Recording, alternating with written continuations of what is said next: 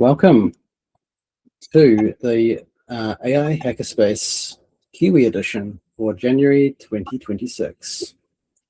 Thank you to everyone who's joined us tonight, and please allow me to push some buttons, and the slideshow will be commencing. Is it working? Yep, it is. Yep. Sure is. Cool. Sweet. Excellent. So, here we are. We haven't had a session in a while. We had a bit of a break. But essentially, we've been getting a bit crazy with local AI lately. And I hope to show you some of the things I've been playing with. And there's been some interesting developments. And for those who are relatively new, just a quick recap. This is, I've just noticed this is an outdated template, but never mind. There is the little icon on the top right corner, which is no longer a thing, but that's totally fine. Agentics Foundation is a global foundation, a not-for-profit, which is all about agentic AI and agentic AI for good, open source, and sharing and learning together. That's that. So where did we get to, and why this local AI thing? So back in November, we had a chat, and we had HP come along and talk to us about what they're doing with their AI hardware. And they had some pretty cool stuff. They showcased things like the mini PC called the Z2 Mini G1A, which is a very, very grunty little device. And it allows you to run some pretty powerful models on your system at home. And well, that was quite exciting. And well, there were some hints from HP at that time that they might send some gear our way. So that was very interesting. Didn't know whether that would come about or not. Anyway, after that, we also had a chat with Catalyst Cloud, and they talked to us what they've been doing in that space as far as sovereign AI. And so there are things happening, and there are resources that you can tap into, which is quite exciting. So since then, the local AI idea kind of stuck in my mind, and I couldn't stop thinking about it. And I just had this inkling of what happens when you're no longer concerned with how long this process is going to run, how much tokens are being spent, and when is the tap going to be turned off, and when are we going to get rate limited, and this kind of this constraint that we have around consumption of cloud-based AI systems, and those sorts of economics and supply concerns. And so I wrote about that on our newsletter. There is a newsletter, and hopefully it's interesting for people. Let me know. I'm always keen to get feedback. And by the way, always keen to receive contributions and submissions. If anyone else wants to write stuff, I'm very welcome to that. So in that an article or two, I started to sort of outline my thinking around, what this sort of machine dreaming concept, which was an idea that what would happen if you just let the AI keep thinking. We haven't stopped. We just keep on thinking. We keep on processing, and maybe even we're learning. Not in a in the sort of the, I'll say, traditional neural network training or reinforcement learning sense, because that's a whole different conversation. That's at a whole different scale. I'm talking about, a normal person running a process that uses an LLM, but if you could do that and then maybe adapt and learn and get better with this system, which is deployed, and we're not swapping out the model and we're not having to train a model, but we're just optimizing the model through a kind of a feedback loop, if you like.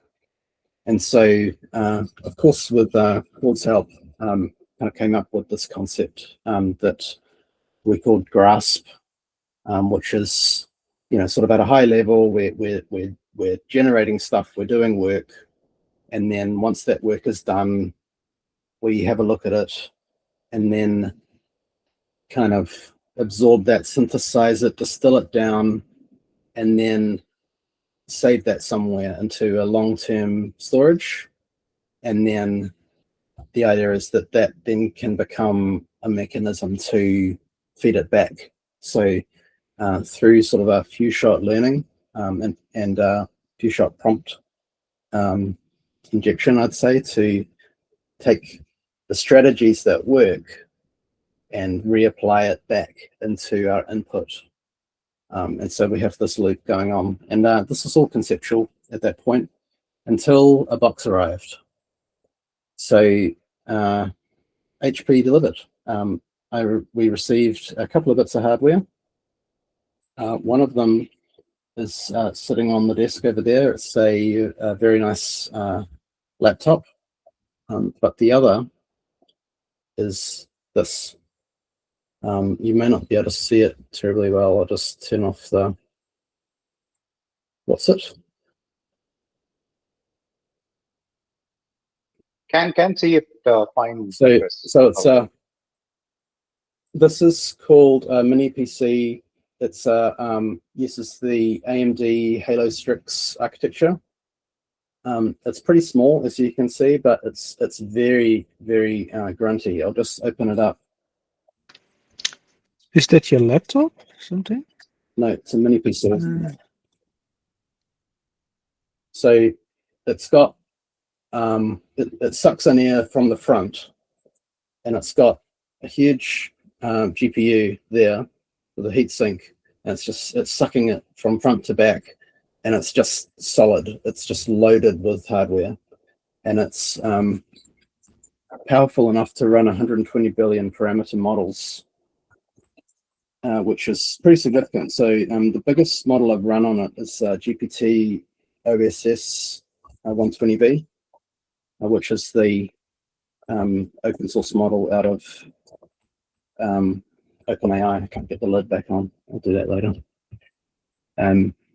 So that same specification, that same architecture is in the laptop. It's got 128 gigabytes of unified memory across GPU and system, which you can divvy up. So what it means is that you can kind of have at your system with 32 gigs of memory, and then the GPU has 96 gigs of memory to use for inference, which is quite something, considering top end graphics cards, you're getting what, like 24 gig or something. I'm not sure what they're up to these days. So I'm not saying that to show off, because my hope is to make this gear available to the community. And we'll talk more about that. But first you have to get through a couple of slides and maybe a demo if it works. So what has transpired is a system that I've built, which I've called Machine Dream. It sounds quite lofty, as as the AI models are want to do. Essentially what it's doing is I chose a workload, or shall we say a task, that can be easily measured, whether it worked or not. How well did it work? Because I wanted to use that as a way of kind of measuring success, so that we could learn from that. It just so happens that that language models are terrible at playing Sudoku, which was great for me because it gave me a mechanism to test out my ideas. So essentially what's happening with the system is we are automating the process of sending a prompt to a model that plays a game of Sudoku, and then all of the moves are recorded, and then we do that over and over and over many times, and then sometimes works, sometimes doesn't. Some models are better than others, and there are all sorts of other variables that we're chucking in the mix, such as we've got the model type, we've got different algorithms that we've devised for learning and synthesizing the good strategies, right? Some of them are more kind of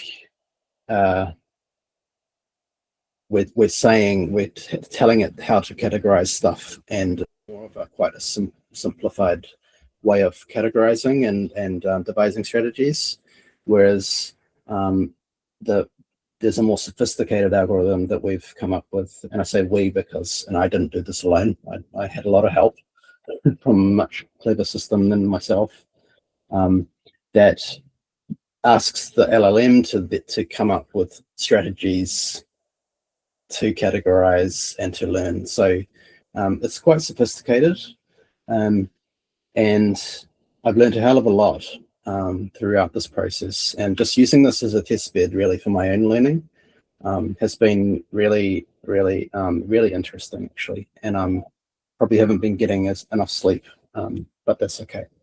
So a bunch of new terms and things that I've learned about this was just the stuff that came to mind. I put this pack together in a bit of a hurry, but you need to have a thing that runs your model on the system. So you need, fundamentally, the thing that people use is Llama CPP, and that's kind of I think the runtime is probably the wrong word, but you can instantiate an instance of a model. So you kind of point at the file that you've downloaded off Hugging Face, and then it runs it for you. And then what it also does is it can run a server which presents an API endpoint that you can then, that's a standardized endpoint, which there are different standards. So there's an OpenAI standard endpoint, and there's other types of standards. So essentially it's presenting that as an endpoint that you can then use with other code and other systems, right? So that's what I use to interface. There are kind of wrappers on top of that that sit on top of Llama CPP. One of those is called LM Studio, which I'll show you, and another is called Ollama. But they are both just sitting on top of Llama CPP, which is the thing that actually runs the model. There are different, and I think this is where the runtime term is relevant, is different kind of more lower level drivers, if you like, that Llama CPP uses. One of them is called, I think one's Llama, one's Rock M, that's the AMD one. And then there's also a very interesting one called Vulkan, which is an open source one, which is actually very, very good.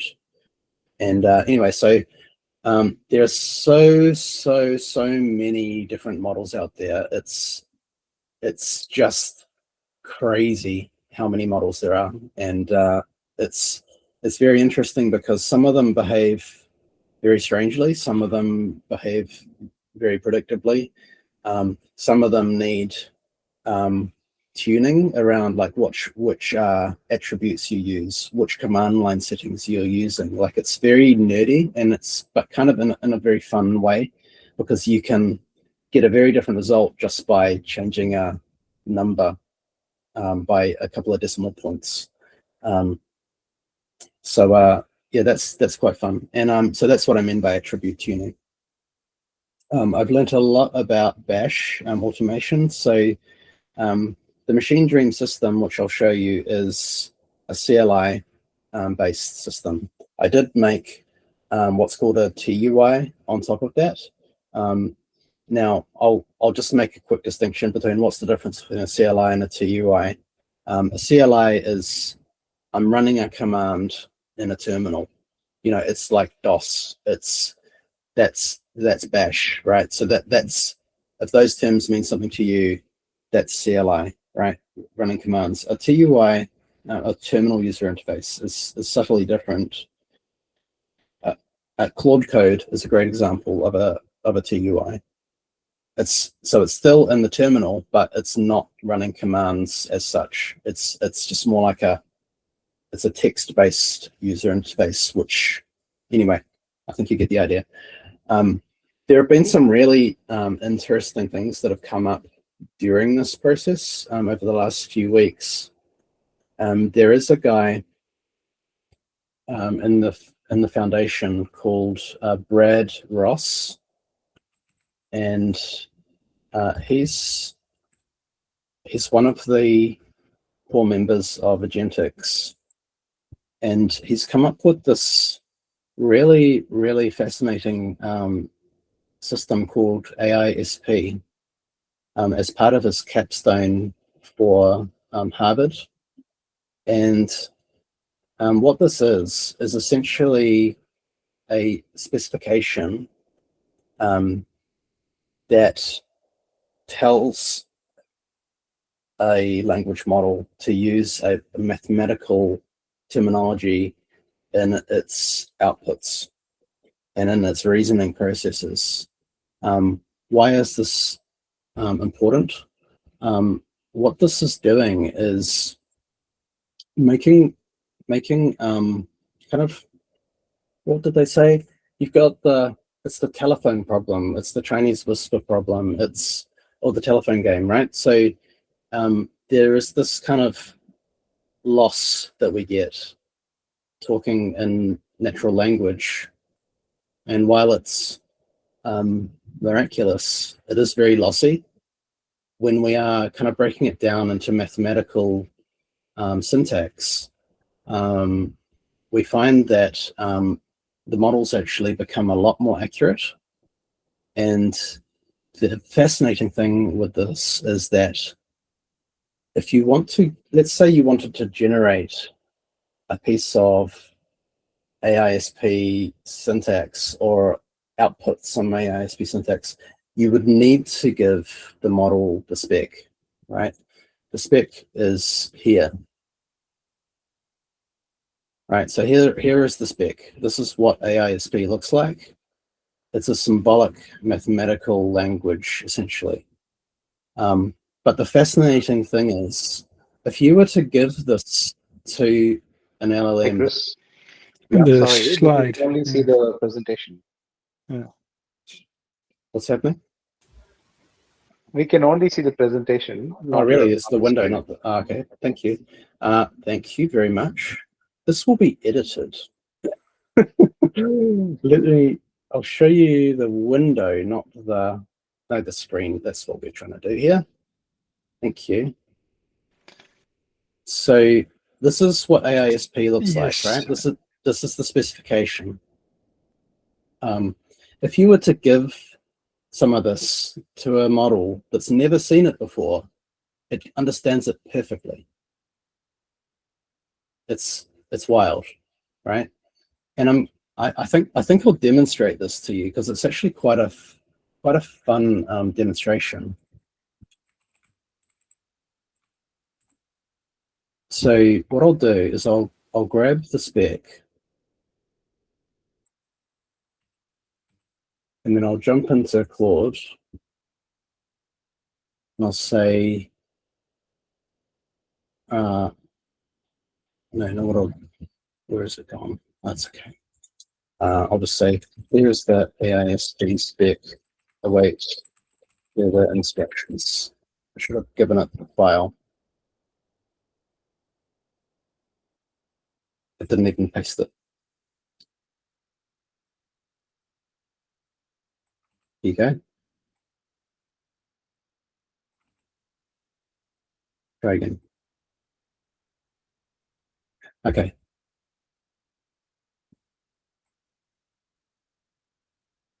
So it's having, I think.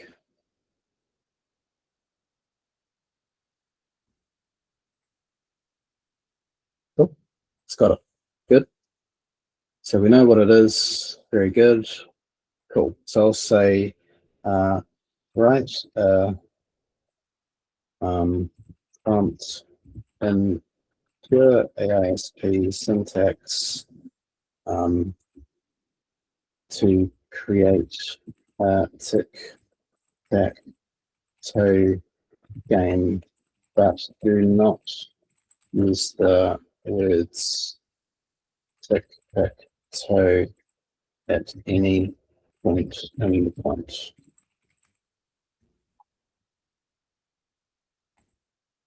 So that's just a cheat for me so that I don't have to go in later to the prompt and remove the word.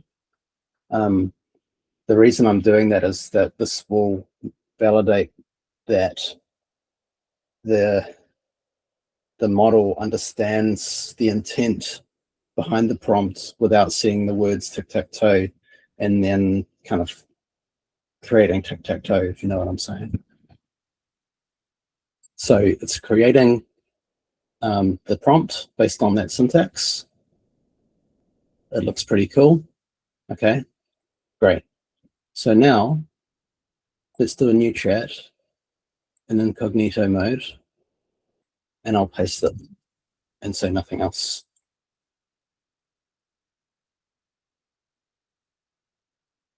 Okay, it's seen that it's tic-tac-toe, and now it's creating a game. That's crazy.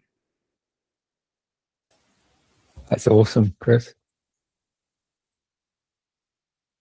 I mean, it's a nice trick. It's a nice kind of gimmick, I would say. But Brad has done all the research on this, and he's proven that this works as intended. So the applications are kind of interesting for where this might go and how it might be applied. Brilliant. There we go. Pretty cool. Amazing. So a bit of a kind of a segue. Apologies for that, but that's totally fine. Close that. Here we are, AISP. So AISP is cool. I've built AISP into Machine Dream, and that is one of the variables I've used in the bash loops of the testing that I've been doing. I was getting a little bit frustrated by the end of it, the Mini kind of leaving this thing running overnight and coming back and finding that it's failed to play Sudoku because the models weren't good enough. Like GPT OSS 120B was the only one that could do it reliably. All of the other models were just rubbish.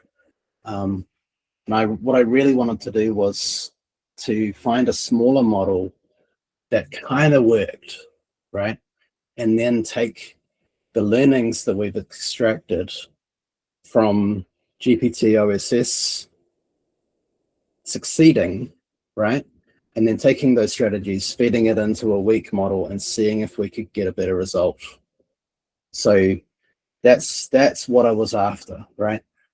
So the other week, a new model hit the Hugging Face library called GLM 4.7 Flash, which is a 30 billion parameter model, which reasons like GPT. Like it's freaking amazing how good it is for such a small model.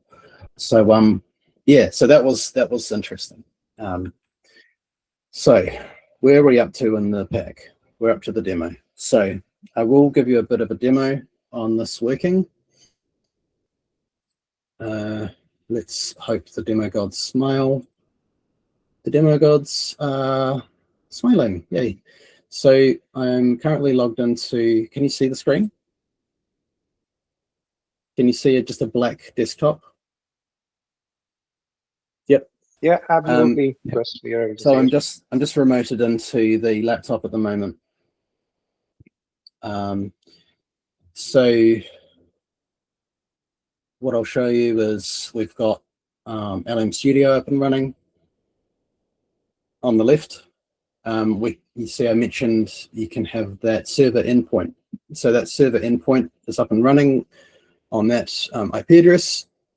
No models are loaded right now. We do have a bunch of models downloaded that we could just run, right? Here's GPT OSS. You have all these parameters that you can select when you want to load up the model. I'm not going to do that right now because we have a clever way of launching that.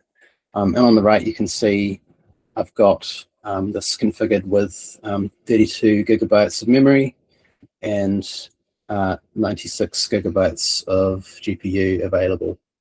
Okay, so I'll just jump across to here. So I'm doing a bit of devil may care, fly by the seat of your pants in this. I've been running this on WSL on the Windows system. I've even been running with Flow and WSL completely open, you know, not in a Docker container or anything, because that's just how I roll sometimes. So I've got a little PowerShell script that's going to fire up a couple of terminals. So we've got, just move these around. That's my input, that's my output. So we're going to be, oops, that needs to be down here.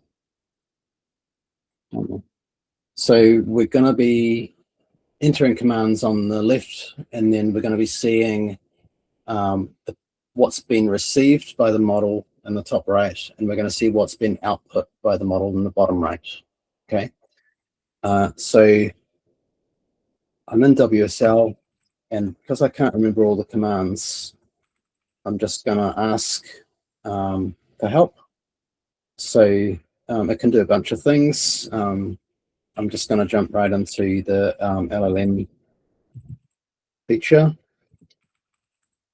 So the LLM subcommand, right? So let's have a look at what profiles we have available. So I'll scroll up. So each one of these is a profile. It's pointing to one of those models I showed you in LM Studio, right? We've got DeepSeek R1. It's all the same URL, but that's fine, because what's going to happen is we're going to be auto-loading these models. We've got GLM Flash. We've also got GLM4 Llama. Now that's the same model, but it's running on pure Llama CPP without LM Studio. And we've got some other models here, which we've been playing with. So what I'll do is we're going to do play. And with play, what we do is we specify the profile.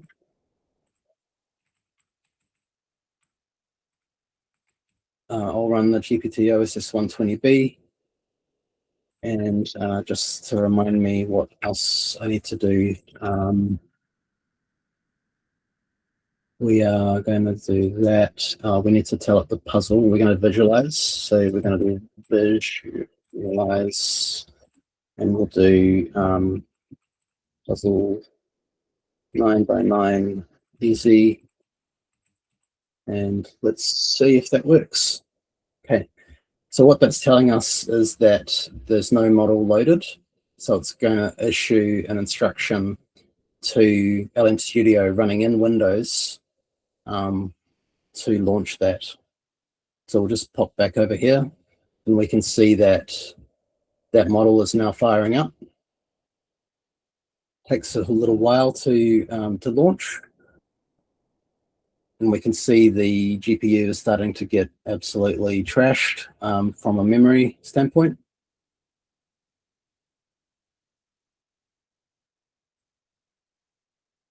While that's loading, does anyone have any questions or insights? So you tap this on the machine itself or on your Windows and then you send it over? Sorry, once again? Yeah, these commands, you type them in on your Windows machine and it sends the model over to your Dream machine. Let's ask, because I know the answer, but let's just see if this works. So what I'll ask,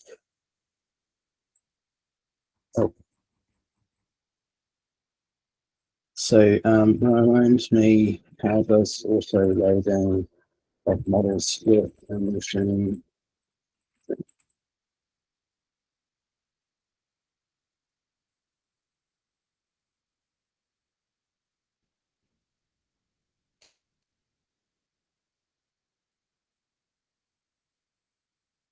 So just to recap, this is all on one system. We've got a Windows system, and this instance that you're looking at is a terminal running in Windows subsystem for Linux on the same computer.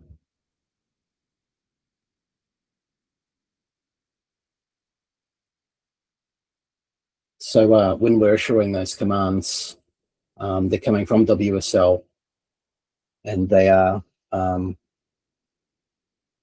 running an LM Studio command on the Windows machine. So also loading in Machine Dream, health check the model, list all the models available at that endpoint, check if it's loaded. If it's loaded, you're good to go. If it isn't, we're going to wait for it to load, but we're using the LMS command to unload and then load the model that we need and just wait until it's loaded, and then we can make a start. So that's essentially how that works.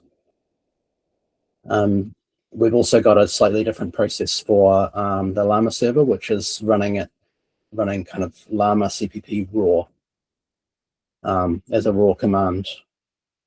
So that's that. So let's see if that's loaded. We're generating. Okay, you can see that the GPU has hit 83%. So that's running hot now. I can hear it spinning away. And this is now rolling. So what's happened? We're already a couple of moves in. So here we were, right? So we've loaded the model. We've got the storage enabled, and we're connected to the model. Now what this is telling us is this is the Sudoku board. And then this on the left is just coming back with the reasoning tokens that the LM Studio model has started to send through. And I'll just take you over here briefly to show you the prompts that are coming through. So these are the logs that have streamed through from LM Studio. And it starts off by saying, "You are ChatGPT, a large language model trained by OpenAI."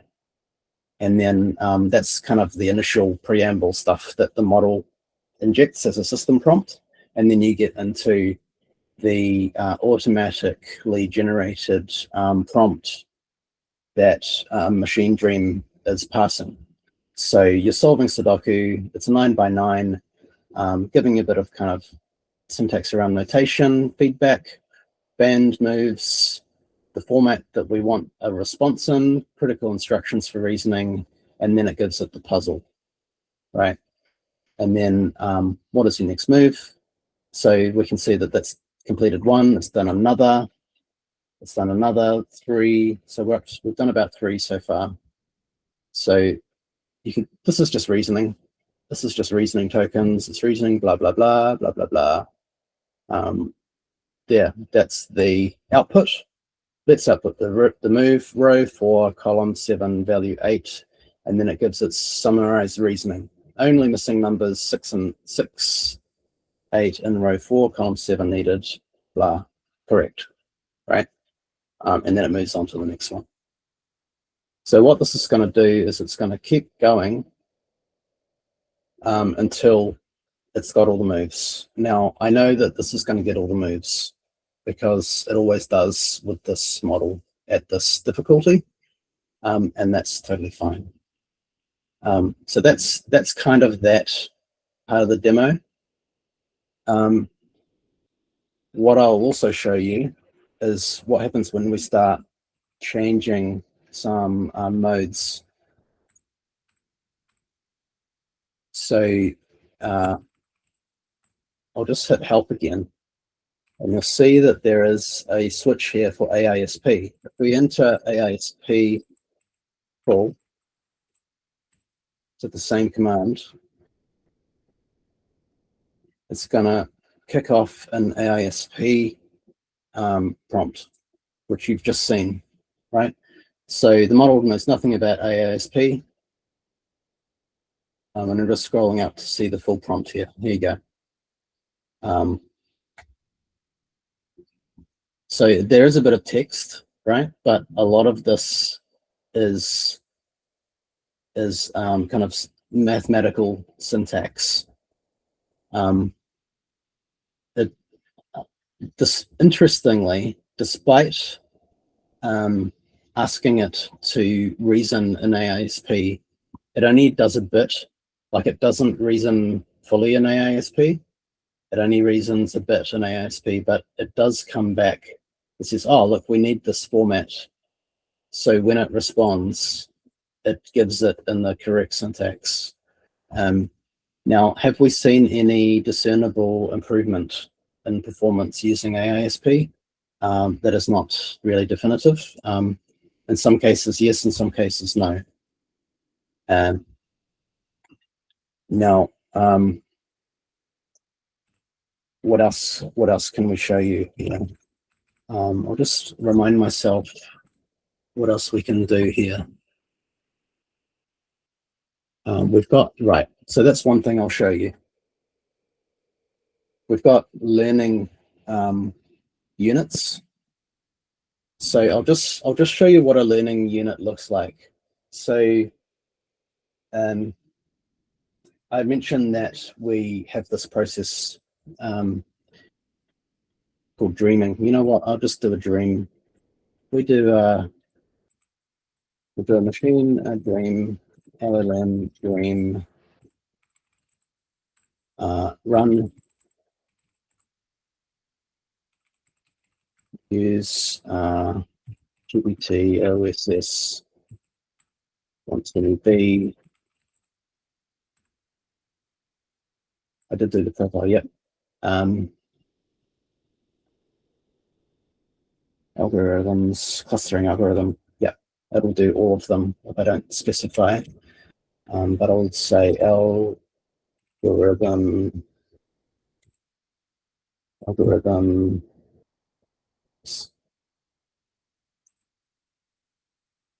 what's it called again? LLM cluster v4. And we'll do debug. And I'll leave it at that. We'll see if that works. Failed to run. Why? It's loaded. Algorithm not found. Oh, I think it needs an underscore. No.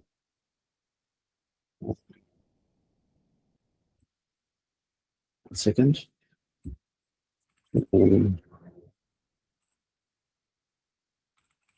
How do I list?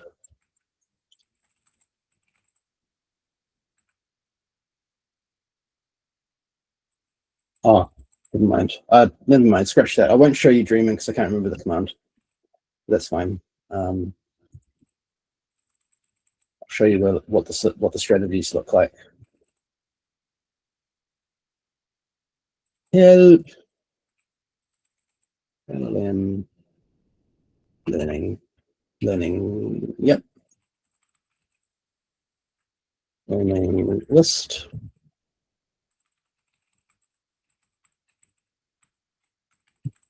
So this is the list of all of the learning units, and what that's telling you is the name of the model, how many runs it did, and the date and the number of strategies that were extracted. Let me just find the best one. I need to sort by created. So that's going to give me the newest one. And so now I can show you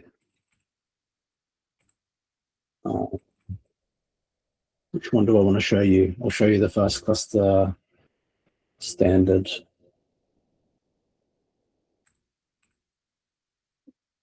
Show. I think I just give it the name of it, because it's just easier to read if it's one of the standard ones. It's sweet. Oops. Okay, and let's paste that. Cool. So scrolling up. So what are we looking at here? It's just registered all these different algorithms. It's telling us that's the name of the learning unit. That's the description, auto-created during dream consolidation, the date, statistics, how many experiences. Okay, what's an experience? An experience is a move. For a single move, that's what an experience means. So it's consolidated that many moves into its distilled strategies, right? It's given us a puzzle breakdown. So what I've done with this one is this was a very long run where I had, I believe it was 10, it was either 3 or 10. No, it was 3. It was 3 runs of each of those different puzzles, and they're all different puzzles. And so I got that many kind of things extracted out of that. So based upon all of that, it's figured out that the best strategies are these, and it's come up with all of this by itself.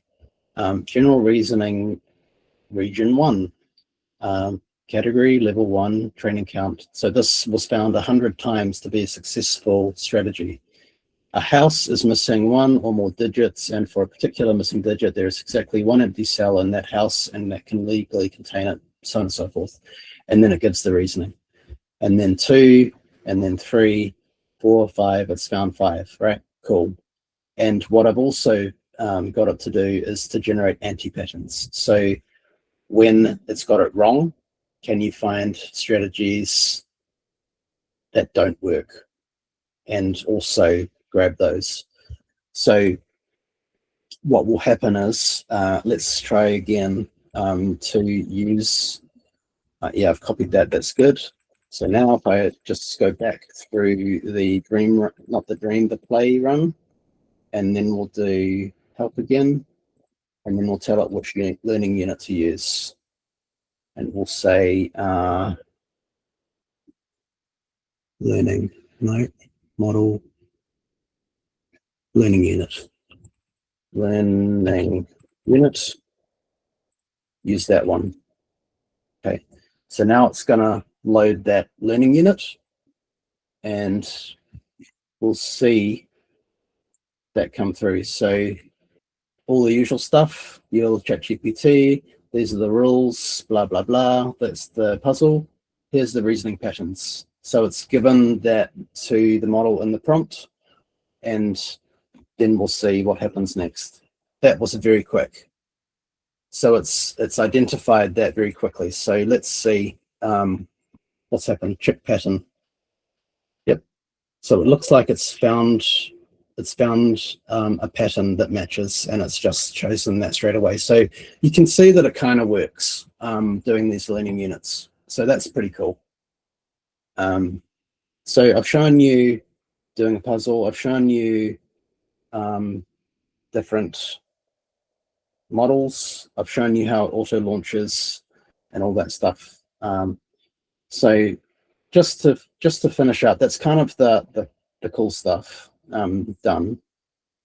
But I'll just come back to the code. So earlier on, I just came into the code base and I just said read the README, warm up, so that it just gets a bit of context about what the code base is all about.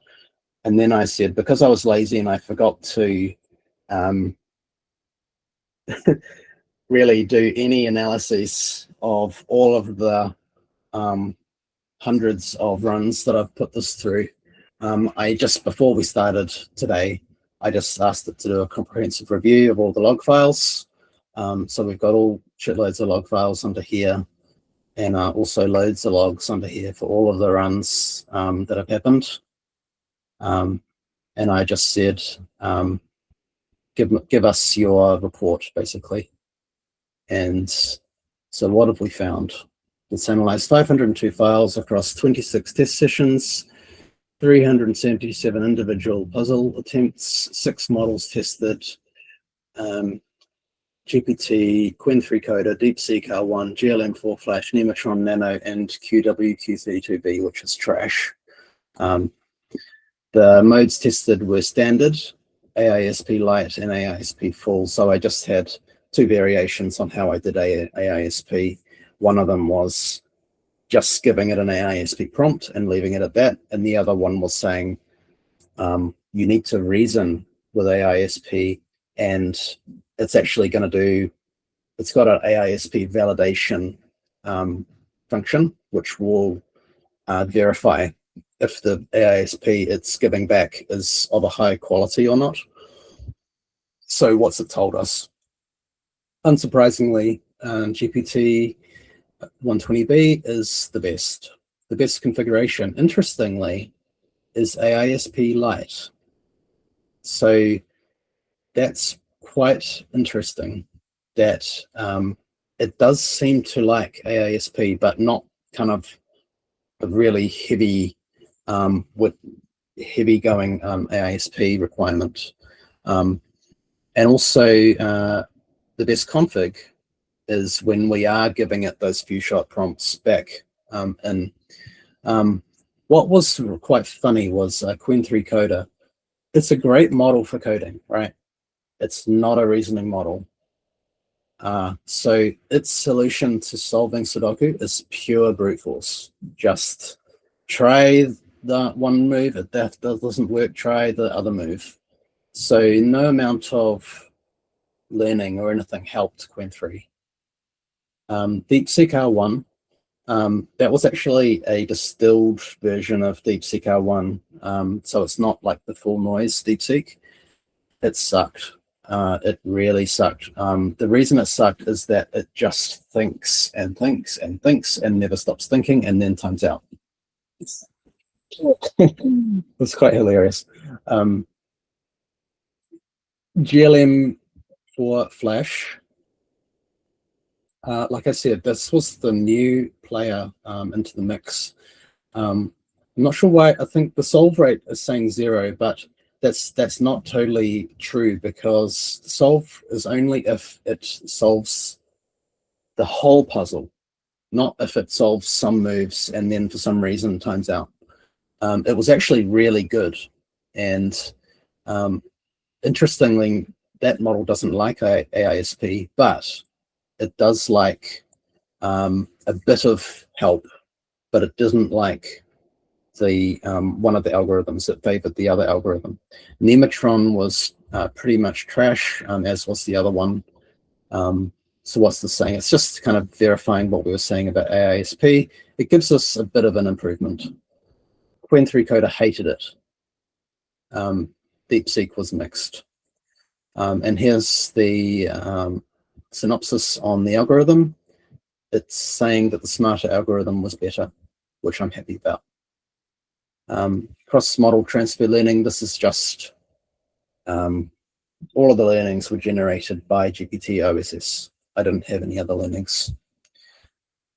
Yeah, so GPT is the champ. Win3 is struggling. DeepSeek is accurate but slow.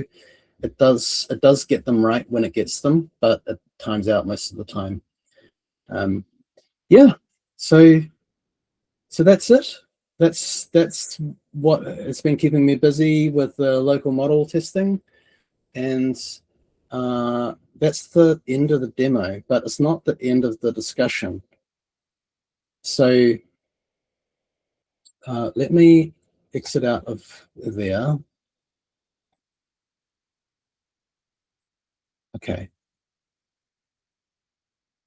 Right.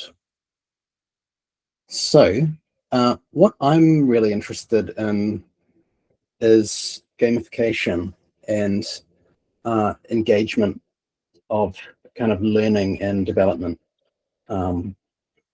And my thought process was, I want to make this thing available to you guys, but it's really hard with the logistics of shipping, because while I can do SneakerNet and get it to people in Wellington, I can't get it to people in Auckland or in any other part of the country, or perhaps even Bangalore, right?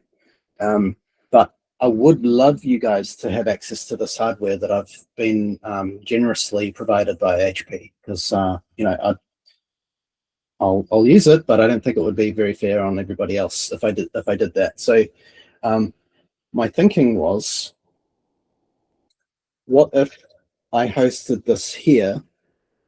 I've got fiber, you know, and all the rest, so that's fine. I don't mind hosting it here, and we just need to make it accessible and have some system for allowing access in a secure way through some kind of a front end, and allow people to kind of load models onto it and just play with it, you know, and we can figure out how we're gonna share the access. But so hold that thought, right? So I've created this guild hall system over the weekend, and what this is quite a rudimentary system, but it's an idea that I've had and I've wanted to build for quite a while, but I haven't really had a good solid use case for it until now. Okay, so the idea with this is that you can devise any kind of activity, and in this case, this is going to be sort of learning activities, and then you can gamify that by turning them into quests. So, for example, you know, we're in the Agentics New Zealand community. This is our guild. So, as a guild member, you have these quests that you can go on. So, your first quest is to just kind of introduce yourself, right? So you come in here and you can see there's a badge attached to that. It's got a difficulty, there's points, there's time.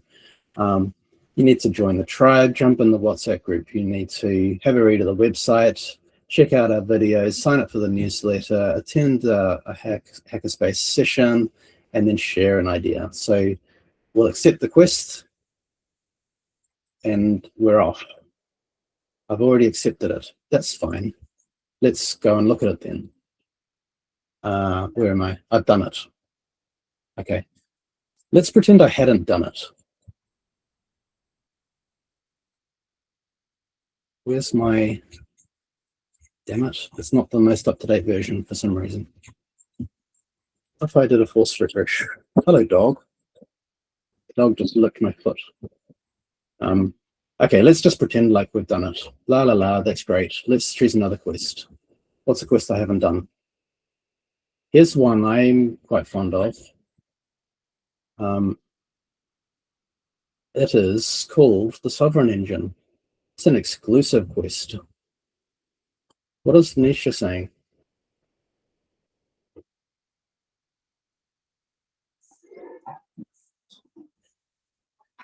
Man, what are you doing is from different planet. You just, I'm sure okay. I'm not sure you are aware how this is a stratosphere what you're doing, man.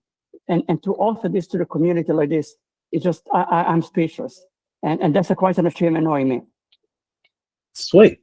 I'm glad to hear it. So this is the quest I've called the Sovereign Engine. So the description: forge a software layer that transforms skilled hardware into a community resource for local AI experimentation, free from external AI dependencies. Set up the server, implement an API, build a front end, integrate Hugging Face, blah, blah, blah, right? I could do this for you, but I thought, why should I do this? You know, if you want it, come and get it, right? So let's work together on this. So there is a secret code to this one. Now, if you want to do this, you're going to have to come and get the secret code. The secret code is going to be in WhatsApp.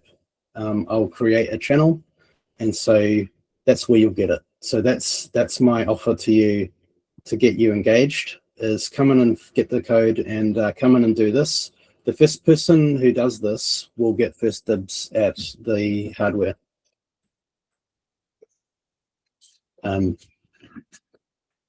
So yeah, that's it.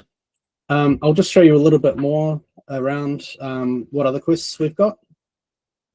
So in the bounty board, we've got a whole bunch of quests available.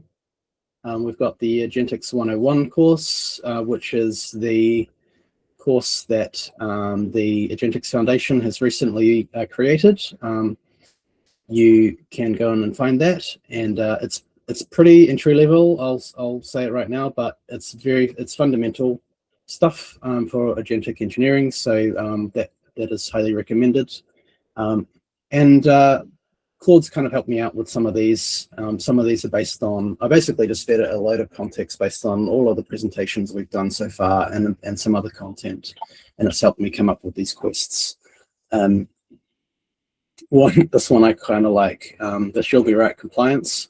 This is building an agent that can help with automation of health and safety compliance. So go in and build some kind of AI automation that helps with compliance, which I think would be graciously received by the many tradies out there.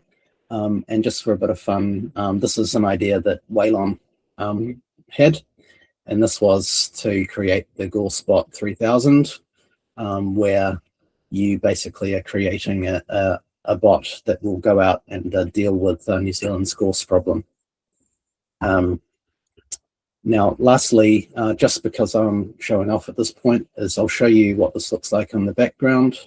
So there are some things that require evidence.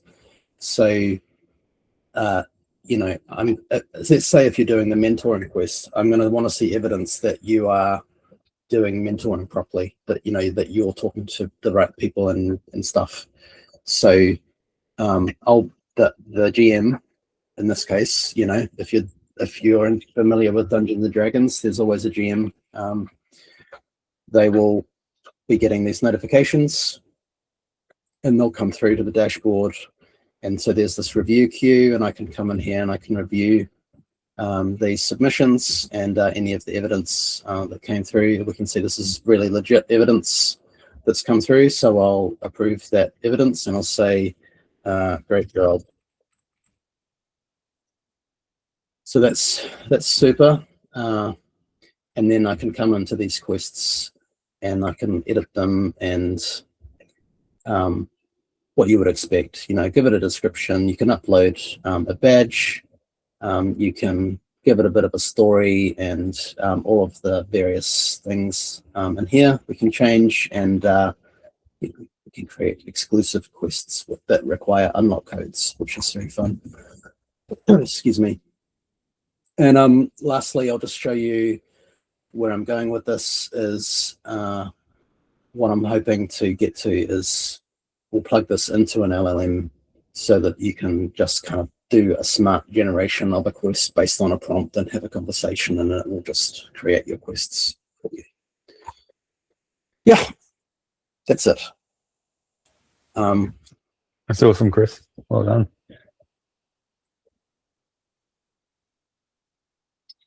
Yay. I did a lot of talking there, and I hope I've left enough room for a little bit of Q&A and possibly even a bit of discussion with Shridhar. So before we hand it over to Shridhar, any thoughts on any of that? Looks pretty good, Chris. And do we go just sign up on the site link that you share? Yep. How does it work? Thank you. I didn't give you the call to action, so I'll do that for you right now. 1 moment, caller. Just check that that's correct. That's correct. So you go here. The link is in the chat.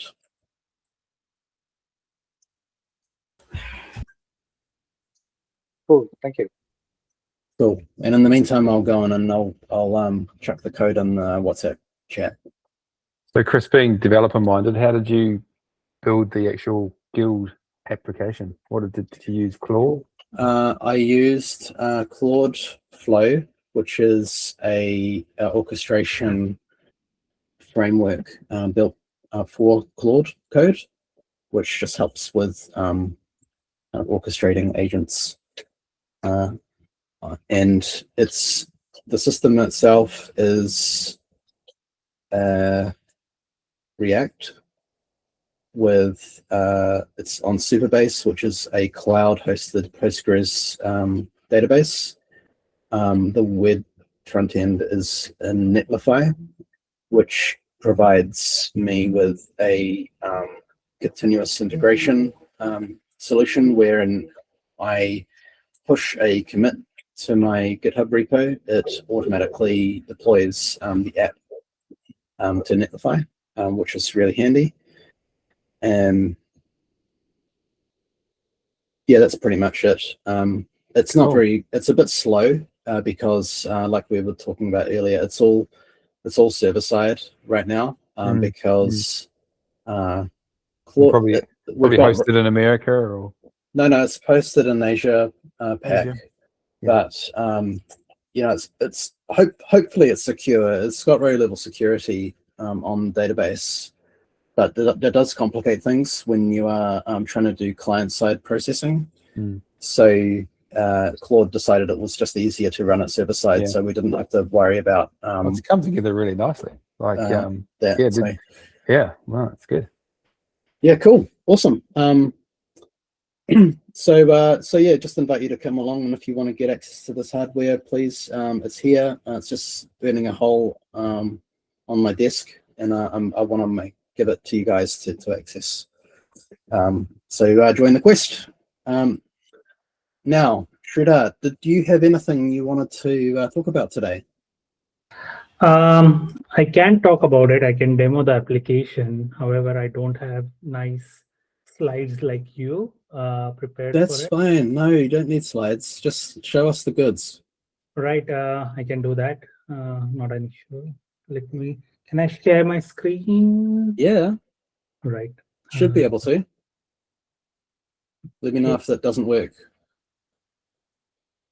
Yeah, I think it should. Yep. Right. So what's this all about, mate? Right. So I was learning AI and how to use and what is involved in models and how to fine tune it and everything. And as part of that learning, I had to create a capstone project. Like I had to work on capstone project, and I built up this capstone project, and I just thought, why not share it with the wider community? At that time, the scope of project was to get a job description and match it against the resume and find out provide the fit analysis for the candidate and see how it goes. And then I thought, okay, I can extend it a little bit further.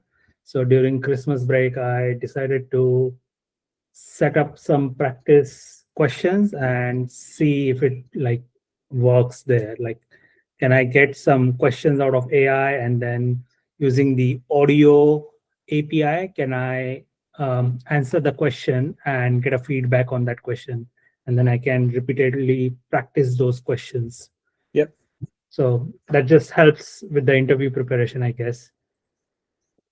So yeah, here is the job description. I have provided like 2 options here, either to upload a file or you can just enter the job description. One reason why I chose this as my capstone project was because the test data is available easily for resumes and job description. So I thought I will just use this. I can just say, let's say this is for data science, and I've got some data that is already downloaded. So I'm just pasting it here. So one of the things I did while building this is I created like a lang chain pipeline in the background, and it does a lot of things for me. So it will go and check all the validations. It will check for swear words. So basically building guardrails into it so that, you know, nothing bad passes through. So bias detection and all of that, you know. So, oh, right now, I think I'm broken the service, but it's supposed to upload the file. Sorry about that. And then once the file is uploaded, it's supposed to come up like this in here, right? So it's going to say, okay, you have got this. And then I can go into the upload resume, the same idea behind it, that you can upload your resume or you can enter the text.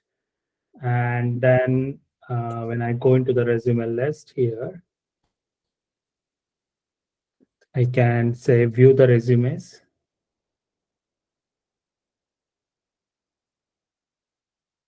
And now I can say that evaluate. Now it's going to evaluate the resume. It's loading the job description. I can select which one do I want to take. And then let's say I say I want to evaluate against this one. And it's fetching the job description here. And then I can say evaluate the resumes. So I kept UI part simple. I used Streamlight for it. I didn't go for a fancy UI. And for the backend, it's fast APIs that I've used. Did you say fast APIs? Yeah, fast API. What's fast API? It's a Python framework to quickly build up the APIs.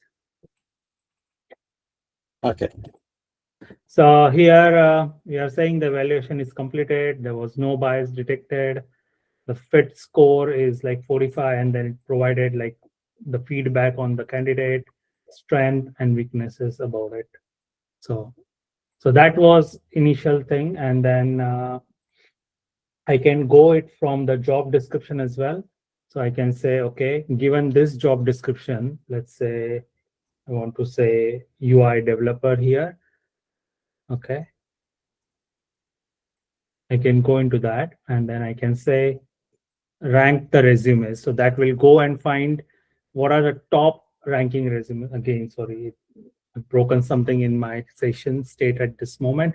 But basically in the background, it's supposed to go fetch resume. So there is a RAG database behind it, and it's supposed to go fetch the database, fetch the top resumes from the database, and then do a fit analysis on those resumes. More recently, I'm doing this one, AI-powered practice setup, like interview setup. So I'm building this up, and this is like interview simulation. I can select what type of interview I want to do, and then whether I want to like do individual questions or a time practice. And then I can select the resumes and job description. So I can like say, do a AI generated questions. So it will just, right now I will keep the default bits here. So it will go and generate a practice sessions for me.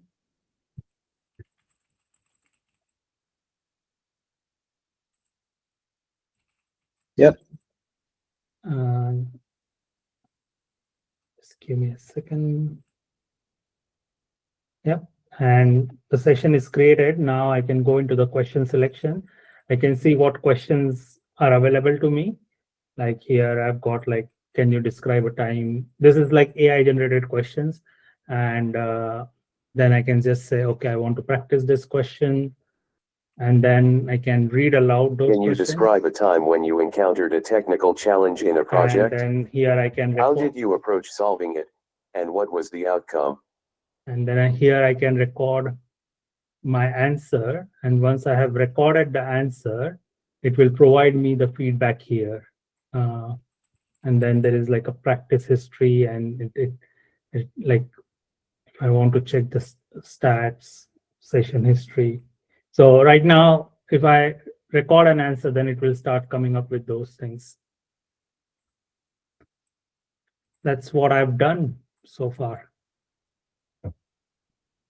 That's awesome, dude. Thank you. Great job. Yeah, any feedback would be good. I'm looking to improve this further. And yeah. Any questions? Where do you want to take this? So are you still developing this, or did you have anything else on your roadmap that you'd like to do? I'm still developing this. The roadmap wise, because I followed the API first approach. I'm going to throw away this UI and create a brand new React UI. So Yep. that is much nicer and fancier. Another thing I want to do is I've done Docker image for this. So I want to deploy it and make it shareable across community so that anybody can download and, put their keys in and use it, So that's one of the things I want to do. Nice. Yeah. Very cool. Well, thank you so much for sharing this product with us, and great job. And yeah, well, does anybody else have anything they'd like to add or maybe share?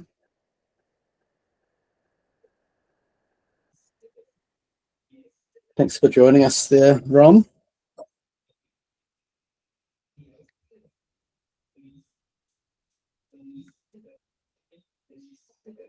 And we have I see Chris James as well.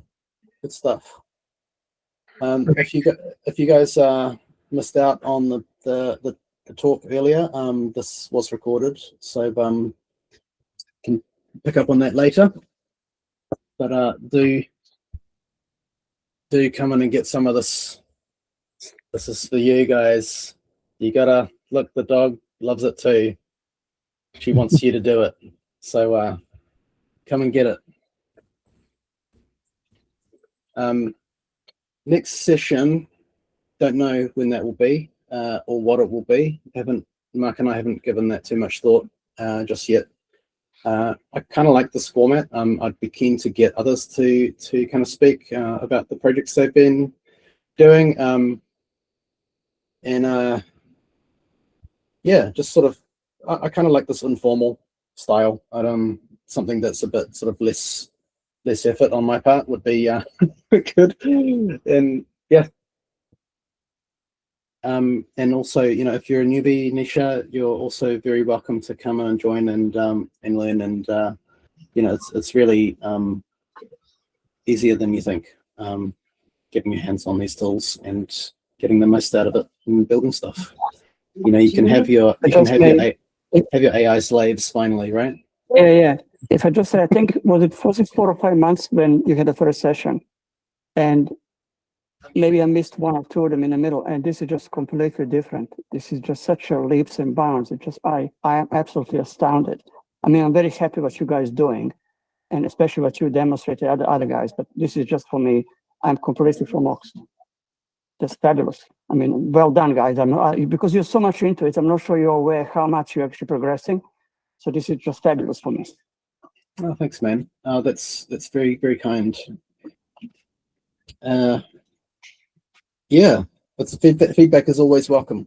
And Yeah, I you know, totally agree, Chris. What you've done is incredible, mate. Like you've connected with HP, got the hardware, you know, set up your Sudoku tests and baselines. It's incredible, and even just whip together a guild website. That's amazing, man. Like, yeah, you're smashing it, mate. yeah, I was on a call with Reuben and a couple of the other Agentics leadership earlier today, and that they were quite keen on the guild hall, and looks like we'll be rolling it out worldwide across all of the Agentics chapters. So that's exciting. That's cool. And Reeves even offered to chip in and help develop it. So that's cool. I mean, it's no small feat what you pulled off there, right? Because there's multiple roles, and you've got queues, and you've got there's point system, and there's a bit going on there. It's all vibed, man. Yeah, I know, but but it's still you've obviously given it some good prompts and controlled it well. I did come out nicely. I did. There is one thing. If you're still interested, I can tell you a little bit about how I built it. Because I've come up with a process that works quite well for how I work. Yeah. Yes, that screen. So this is open, by the way. Can you see that? I think. Oh, there we go. No. Yes. This is a public repo, so feel free to jump in and have a look. But what I start with is architecture decision records, right? So if we come into docs, or no, that's not where I started. I started with North Star. So this was just sort of the idea, the concept. Start with a North Star and just and then you say put it in this format. You got some success metrics and some principles and so on and so forth. And then you get into requirements. So this is just me kind of eliciting the AI to ask me questions and to help me to flesh out my requirements, and so that we get some quite detailed requirements by getting the AI to take on a role as a BA essentially. So functional requirements, non-functional requirements all get laid out, and then that's where are we up to? Yeah, that's when we get into ADRs. So if you don't know what an ADR is, it's an architecture decision record. A few years back now at MSD, we rolled out the architecture decision record as the way of capturing technical decisions. And this is the format that every important technical decision uses and must use. It's in So this is that a proprietary format you developed, or is that a published standard? No, the Y format is fairly well documented and researched, and there are many ways of capturing ADRs, but we really liked this one. It's the idea is you've got, in the context of a thing facing whatever the challenge might be, that's your problem. We decided to do the thing a certain way, and then neglected all of these other options to achieve. This is the Y ADR talking about a Y ADR decision. Brilliant. Yeah, and it's a Y because it's kind of it's a narrowing down, and it's shaped like a Y, and then you get to sort of the end result, which is, we're accepting that there may be some trade-offs in doing this. So we've created an ADR for the ADR specification that we use for recording ADRs in this project. So you know what I like about this is that you've used established development architecture practices to drive the LLM, right? So you're pulling back, you're using what you do professionally Yep. To structure your your context and your prompts. And yeah, So I'm not the only one. We are AI well. slaves, right? Yeah. Yes. Yeah. The other way around. Yeah. So this is actually the first project. Well, no, Machine Dream was the first project, and then this was the second project I've ever used ADRs. And then it just goes into a bit more detail onto the options analyses. So then you're getting into all the sort of the solutions architecture type stuff. It also has dependencies and references. Now, this one, I'm not sure why that doesn't have a spec. That really pisses me off that that one doesn't have a spec attached to it. Does this one? Yeah, I need to fix that. But it should reference the specs, but maybe the specs reference the ADRs. So the specs are the next step after ADRs. So this is the detailed specifications. This is like essentially your detailed design, right? Oh, there you go. So parent ADR. So you've got lineage back to the decision record. The decision is just really high level, but the spec is really detailed. But it's all linked up. Did you use a swarm to like develop multiple specs at once, or did you kind of Yeah. Fantastic. Yeah. Once I got all the ADRs done, I just said, right, now swarm it up, build all the specs, go. Yeah. And did you yourself select the tech stack, or did you let the LLM do that? No, we did the tech stack as a conversation and working through what that would look like and kind of as a conversation, and then that got encoded as a spec. So once I've got all the specs, then I get into implementation planning, and then so it's about staging. You know, how we're gonna sequence this. Sort of the first step of that is the roadmap. So we want to break down a sort of a high level roadmap for the functionality, and then once we've got the roadmap, we build an implementation plan, and then gives us our tech stack, ADRs, and then we're getting into all the kind of the detailed stages. And once we've got the plan, then I say, right, execute the plan, build it up to phase whatever, and don't stop until it's built. Brilliant. And that's how I do it. Well done. And then what I've found is that depending on how well the spec is detailed will determine how much rework and bugs I have to deal with once it's built. And how buggy was this build? This one was really good, actually. This took me 2.5 days, and probably half a day of that was bug fixes. 2.5 full days, or 2.5 days, kind of like on and off. Like no, this was a week. This was a weekend job working around family commitments. And oh, brilliant! Well done. Yeah. Jay, did you have a hand up or something? Yeah. Go. Yeah, I did. Yeah, I was about to ask, was it like 2.5 hours cumulative of effort, or was it like total time spent? But that's no, elapsed. Yeah, 2.5 days elapsed time. Okay, cool. And how many times did you run out of your account limits on Cloud? Funny story. Twice. The first time was I said to my wife, you know what, I've got these local models, and I'm just gonna be frugal, and I'm just gonna, work within my means and just use the pro account on Claude, and I'll just kind of do it slowly but surely.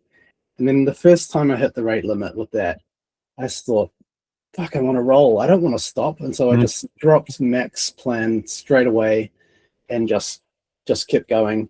And then it did, for the first time I started the swarm running and doing the build, it did hit the rate limit, but because it only happened for an hour, like it only paused for an hour, and then I just came back and let it keep going, and then went to bed. Brilliant. And when you fired off your build swarm, was that just straight natural language prompt, like basically go ahead now, you know. Oh use yeah, a swarm. it was just full kind of stream of consciousness, just kind of blah, blah, Fantastic. blah, blah. Nice one. But the other thing that was a really game changer for me was the plan mode in Claude Code. Right. So I've been using that heaps to just before I do anything meaningful, I always use plan mode, and regardless of what's in Claude.md, I always say do dry, like follow dry always. You know, do not repeat yourself. Always do TDD. Spec first development. Don't build anything until we've read the spec or updated the spec or built a new spec. And also then, you know, always take out a branch before you start building a feature. And so then you get a really nice, it was quite funny. It looked quite beautiful. This, when you look at the branching in the commits in Visual Studio, it had this really beautiful pattern that it had built with all of this chaining of all of the feature branches. Yeah, anyway.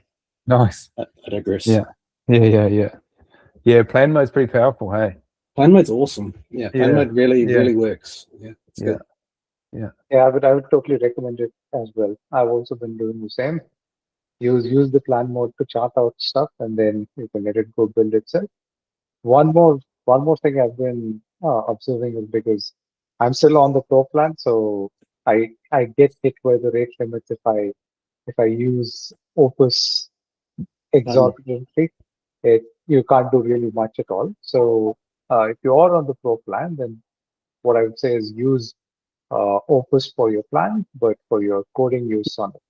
That's what I'm doing. And yeah. I don't know, I just keep it on Opus. And I was like, yeah, go for it. Good stuff. But who knows, maybe sometime soon we won't need to drop $200 on a plan. Maybe these, I mean, I've heard of the latest Quen model that's just come out is meant to be Opus level. So who knows? Nice. Who knows? I We'll just see. checked the full Kimi K 2.5 model. It's 2 terabytes of VRAM needed. So I think it'll take a while before we have a local. How many parameters is that model? Was it trillion? A trillion. Trillion. Yeah. Jesus, no, that's not Yeah. running on this. I'm happy with 30 billion. I'm good. Yeah. Good stuff. Hey, it's been a long session, and thank you so much for sticking Yeah, it was with. great. Thank you, Chris. Thank you, mate. Chris. You're And most thanks, welcome. everybody. Yeah, All much good. appreciated, Chris. Thanks, You everyone. guys. Yeah. Thanks for your See you time. later. See you next time. See you. Bye.